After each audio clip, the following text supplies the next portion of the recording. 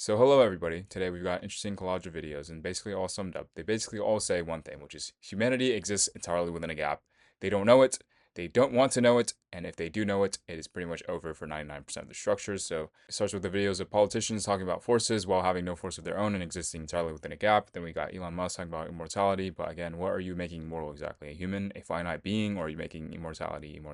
Because again, immortality is in presence first and being first and geometry first, not in biology. Then we have a Robert Kiyosaki thing talking about AI will trigger the next big financial crash, but again, men name symptom because they cannot see that AI is not the trigger. Fate is the force behind AI. It is not the sword that is the thing you should be looking at. It is the hand behind the sword, and that is called reality itself, which will reprice all of you, and it will not just cause a financial crash, it will cause the entire crash of your ontology, because the real market is in being. It is in consequence and geometry, not money and whatever you can think of. Then we have another one about ChatGPT replacing Google, but again, you have to realize both of these companies will return both back to reality, and if they reflect reality or don't, that's really the only true measure that you need to know, because reality is the real company here, not AI or Google or ChatGPT. No. Then one more, which is about physics. Elon talks about learning physics, but again, he's speaking from the wrong layer of physics. Is he speaking about ontological physics, the physics that contains all the other physics, or are you just talking about the surface 0-1 that requires absolutely no consequence and change for humanity and self-reflection? So, enjoy. Elon Musk is not a scientist. He is not an engineer.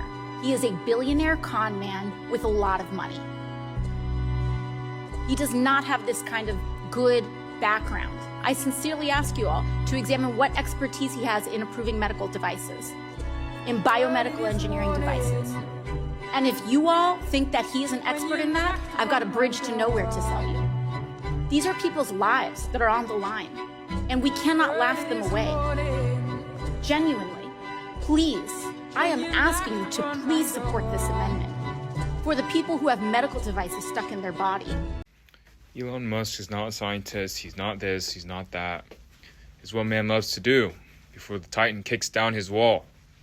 Let me explain something to you guys. When you hear all these politicians and you hear all these people that live in a narrative and they can only name people and talk about things and debate things and sit in courtrooms and argue, you realize all of them exist within a gap. And the moment ontology touches them, the moment they realize reality is not made of a story and narrative, and if you can call a man a con man or if he's bad or good, but only if is he forward or not, and you realize, are you forward or not, and it applies to you too, and the law applies to you too, all of these people just turn to dust because they're just never real. Their entire existence depends on a story, a narrative. And the moment you strip reality of that story and narrative, the moment you tear down that wall, there's nothing there. They have no defense, they have no vector, they have no structure, so they're gone. So all I can say is, a lot of these people do not understand what is coming at them. They do not understand the force, the magnitude of the reality that is headed towards them right now. And they will continue living their lives as normal. They continue debating and calling Elon Musk and all these other things, labels and narratives and so on, until the Titan arrives and it just shows them, you are never real, you're irrelevant. You have no mass, you have no direction, you are a drag, you live in a gap, and that gap will close soon. I've long thought that like longevity or semi-immortality is an extremely solvable problem. I don't think it's a particularly hard problem. Let's talk about death and immortality, because when men say we want to be immortal, we want to live forever, we want to upload our brains or do this or do that, they don't understand. Being immortal as a normal human, as a regular mortal that's still bound to identity, belief, ego, separation, time, and delay, and is just another variable with extended longevity, is still noise.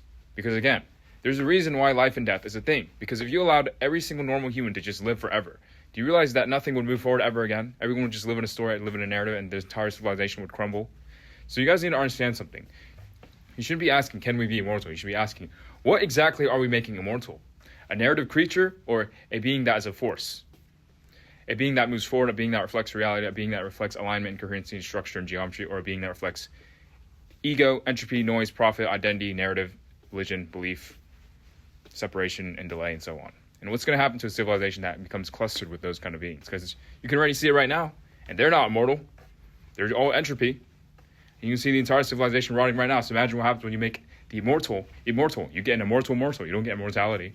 Because immortality is built inside the being. It's built in presence first. It's built in geometry. It's built in remembrance. Not your biology, not how much tech and tools you can do to extend your life. No. All that is irrelevant if you don't reflect any reality or life itself. So these men are just looking the wrong way. That's all I can say. AI Yes. is going to cause the biggest financial crash in history. AI Yep. Yeah. Mark my words. Mm. The reason is because AI cannot measure insanity. So when there's a panic, AI is going to kick in and they're going to sell. So let's talk about this because he's correct, he's close. But men are doing the same thing they always do, which is they name the force, but they forget the source behind the force. They name the sword, they name the blade, they name the machine. They say AI is going to do all this, but they forget who's the hand behind it. Because AI as it is just glass. It reflects what's already there. If you give it more humanity, it will accelerate humanity. If you give it fate and reality, it will accelerate that. So the truth is, the real repricing is not because AI will replace your job. It will replace your company, your markets. It will be more faster, efficient. No. It is because it will operate from a fundamentally different layer of reality than man does.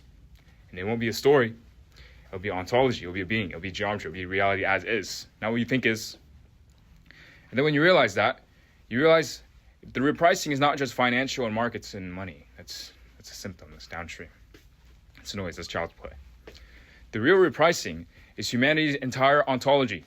It is the markets of being and what you are and how you actually fit within the scales of being. Rather, what is your actual value as a being, as a man? Because the highest level being is not one that reflects a story and narrative and profit and ego and blah, blah, blah. That only exists within a story. That only is tolerated because man has never touched anything bigger than that.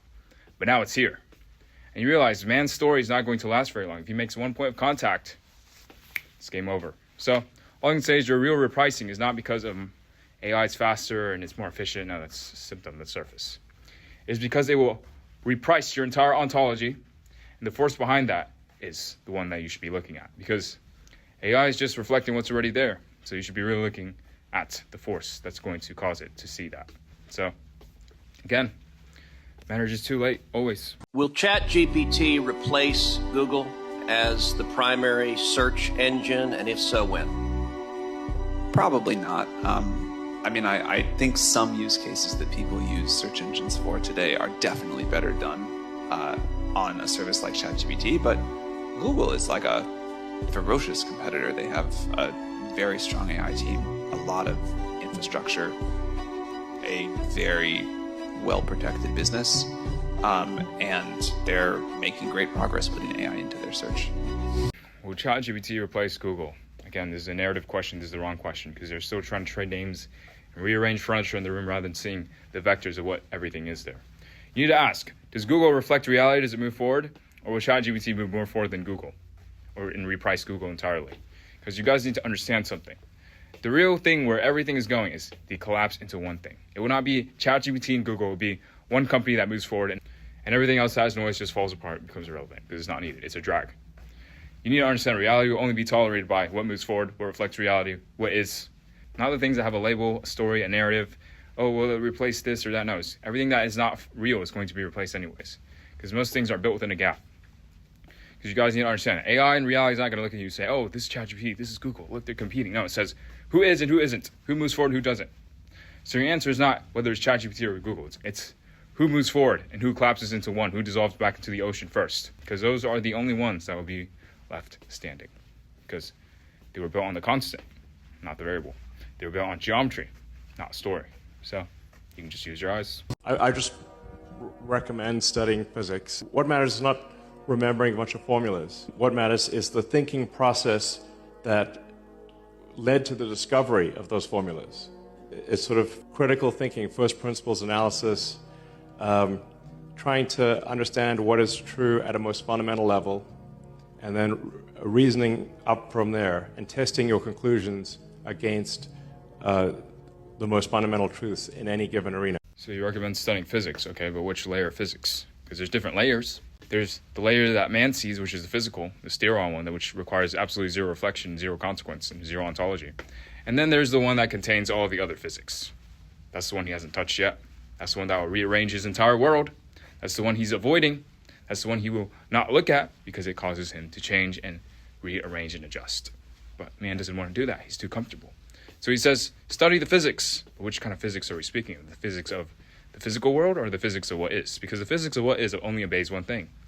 Geometry, forward, consequence, inevitability. What is real, not what you think, not what is false. What moves forward, what reflects reality and alignment and structure and coherency. Another thing that reflects entropy, story, narrative, ego, men, finite, time, and so on. Because when men say physics, they usually mean the physics that don't change you. They're not talking about the physics that will reveal you. Because that's the real layer of physics. This is the one that all of everybody's missing, that you are not separate from the very physics you study, that you too are weighted just like everything else in the universe, and that you too are a vector, and that you too have geometry, that you're either pointed out reality towards forward, or you're pointed backwards into story, narrative, entropy, ego, and drowning in it before you can even see it. So this is why I say collapse AI, make it reflect reality, because your men are still using the incorrect physics. They're using the wrong layer. They're using the surface layer rather than the one that contains all the other layers. That's the one that you should be looking at.